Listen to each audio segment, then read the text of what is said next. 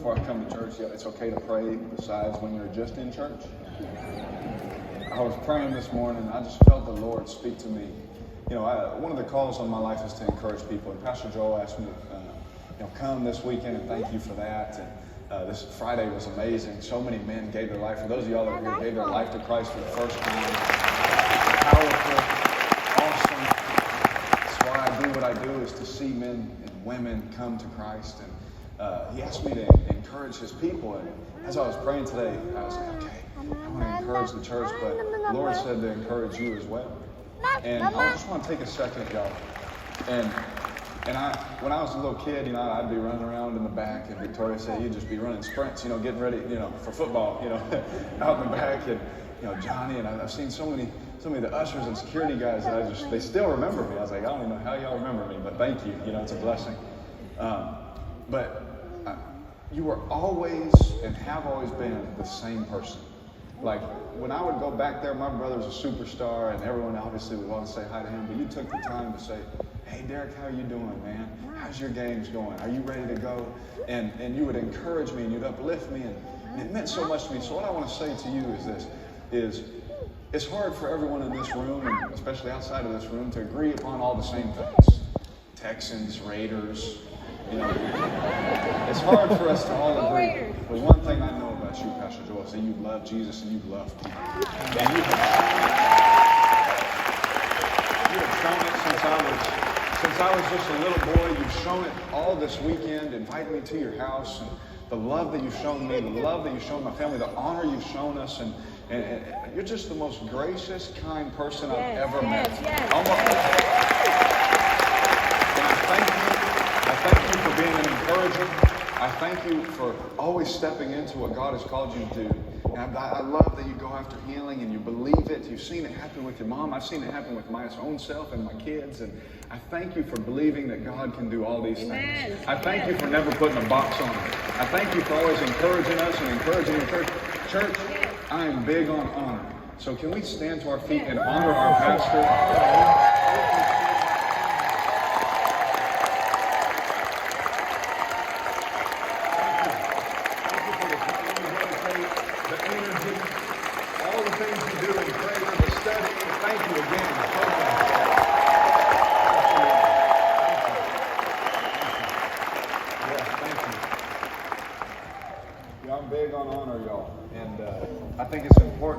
When we honor what God has put on the leader's life. Amen. I think it's important that we honor that gift and that anointing that God has on somebody. Too many people are trying to bring us down, so we in the church should be trying to bring people back up. Amen. Yeah. Pastor Joel asked me to stop by today before I head back on this Father's Day to go see all 19 of my kids. I got 4. I got enough gray hairs to make you think that I got 19 of them, though. Anybody with kids say amen. Amen.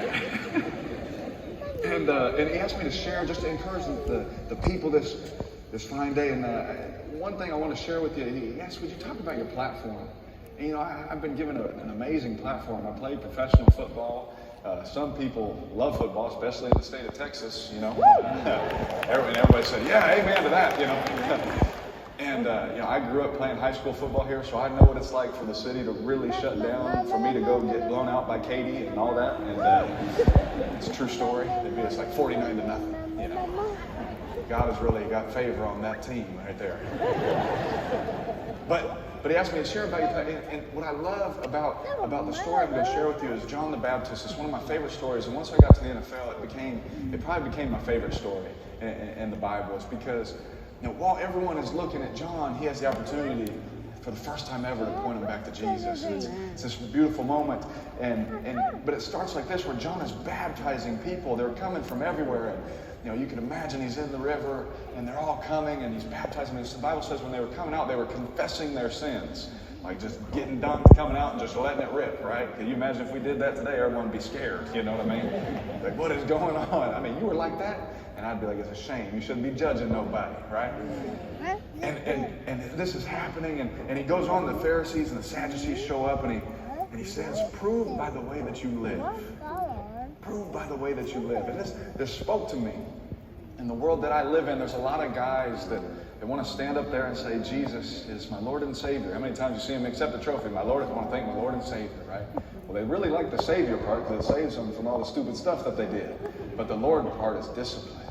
He corrects us sometimes. He tries to nudge us to be a little bit better, right? And it says, prove by the way that you live. And so my life's goal is that what you see is what you get. And the best example I've seen of that in any person is Pastor Joel.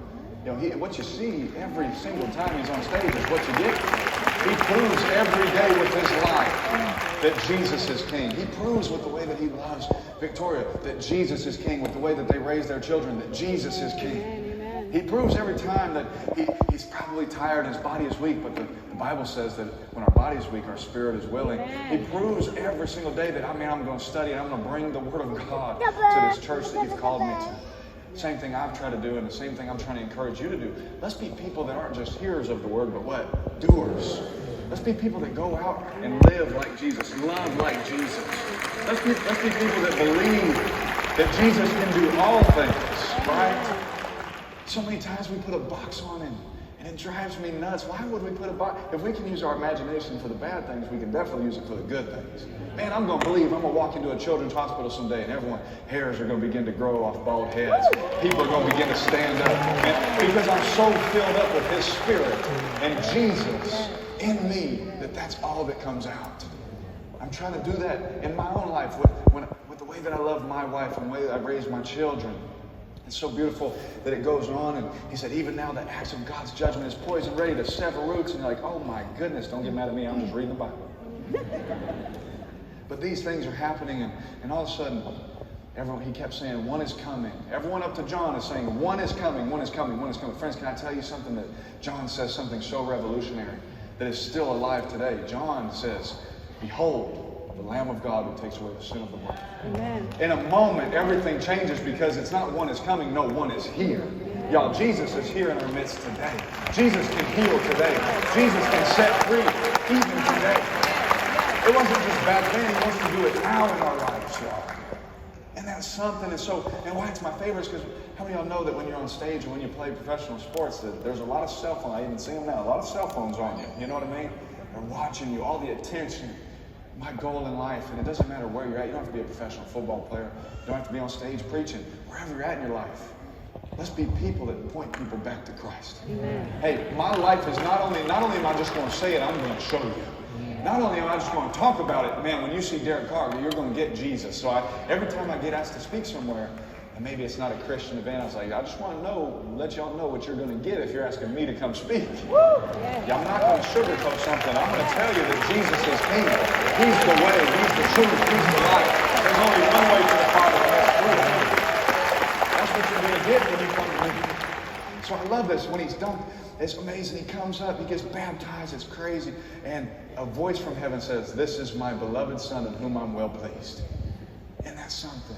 His ministry hadn't even started yet. He hadn't done anything yet. And God says, I already love this one. I've already chosen this one. That's my son. And it's funny, Darryl Strawberry said something, and it stirred something up in me in Matthew chapter 4. The devil comes 3 times in the very next chapter and says, if you are the Son of God, if you are the Son of God, if you are the Son of God, and challenges him. I'm sure Jesus in his mind said, what do you mean, if? What voices are you listening to? That's what I want to encourage you with today. Is let's be people that point people back to Jesus, and also let's be people that are listening to the right voices. Y'all ever want to see some hate? Check my Twitter feed after a loss. Y'all want to see some? I'm not filling myself up with that garbage. You see, my Bible tells me that I'm God's child. I'm Christ's friend. I've been justified. I'm united with the Lord, one spirit. I've been bought with a price. I belong to God. I'm a member of Christ's body. I am a saint. I have been adopted as God's child. I have access to God through the Holy Spirit. I have been redeemed and forgiven. I am complete in Christ. I can do all things through Christ who strengthens me.